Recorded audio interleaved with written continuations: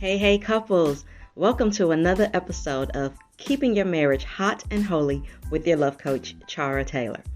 I know it's been a minute, and I want to say I have not forgotten you guys. I have not left my stand and my post on this podcast. I had to deal with some health issues, and I thank God for being on the side of being healthy and whole.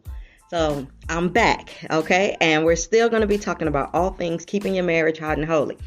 So today I actually want to talk about in this episode that sex is not dirty.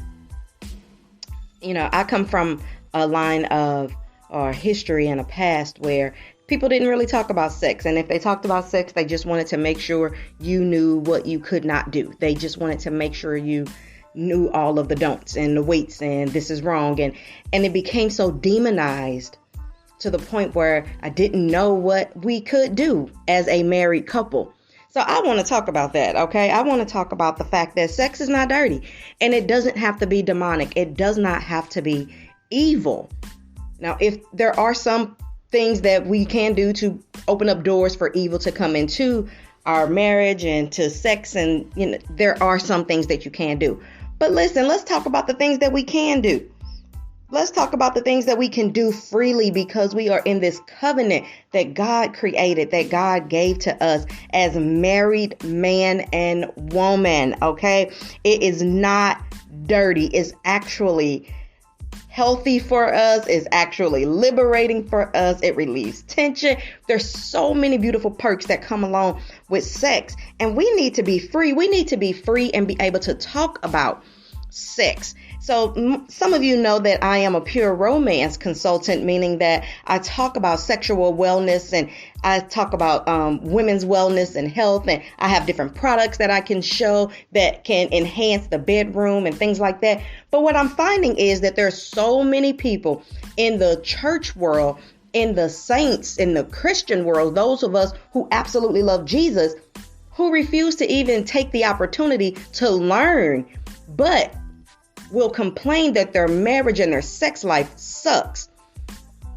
So I want to let us know that sex is not dirty. Sex is not dirty. It's a beautiful thing. And if your idea of sex is wrong, then you're going to have some struggles. You're going to not be able to find the fulfillment that you are looking for. Okay? God invented sex. Yes, he set some parameters. He set some parameters about who we can have sex with and who we cannot have sex with. He spells it out for us in his word. Yes, there are parameters. And when we're married and when you're not married, you need to stay within the parameters that God has set for us when it comes to sex.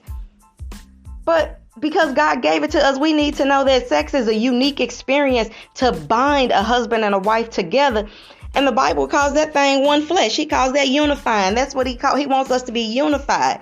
Okay. When we have sex, guys, it glorifies God.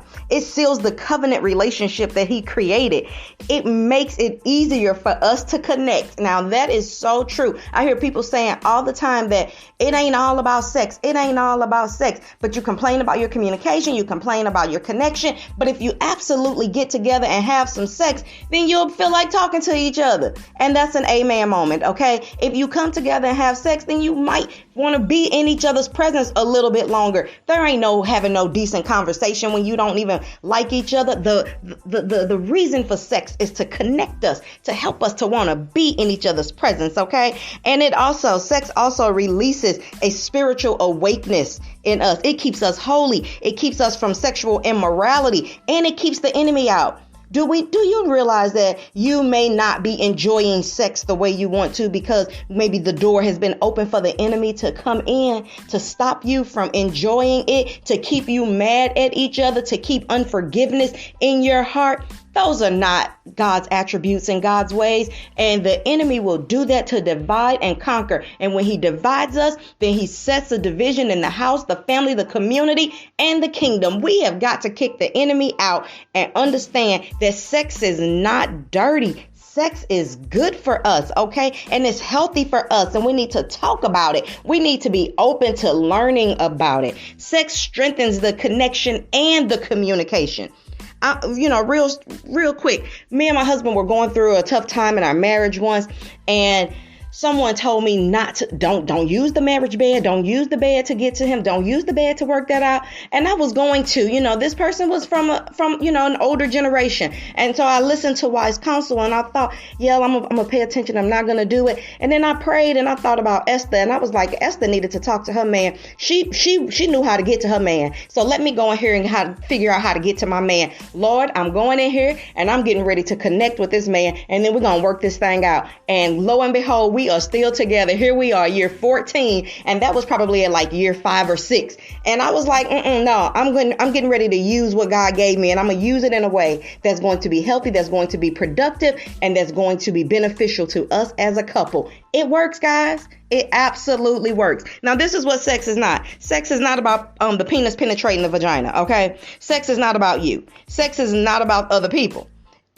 And it will not change a person. So it did not change my husband. The sex did not change me. We were able to come together and to connect and to have a stronger bond of communication. And then we were able to think clearly to work the things out. Okay. Sex is not about just having children. Okay. Yes, we are supposed to be fruitful and multiply. But if you utilize sex only for the purpose of having children, then if you get to a place and your body cannot reproduce, then you're not going to enjoy sex. If you feel like I am not a woman or I am not a man because I cannot, then you're not going to be able to enjoy sex. And if you feel like that sex is just about having kids, when the children get grown and gone, then what?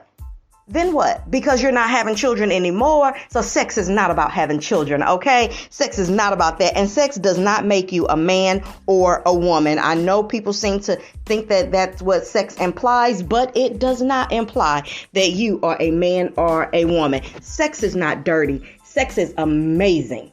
And here's the thing. Most of us enjoy it. Most of us like it. We just trying to keep it secret. And so I want to encourage us, don't be so secretive about it. There's so many healthy things that can come out of us being so free when it comes to sex. If we become free when it comes to sex, then we raise up children who are healthy in that manner. And they don't have to learn it from the world. They can learn it right from home, which is what God really wants us to do anyways, is to teach our children all of these things. Stop being so hard and so stiff in this area. It will benefit you to open up your mind, to free yourself, and to just relax when it comes to sex, to learn about your bodies, to learn about your spouse's body, to learn what your spouse likes, to even learn what you like, to understand that your body is changing and developing the older that you continue to get. And you need some different things to talk about.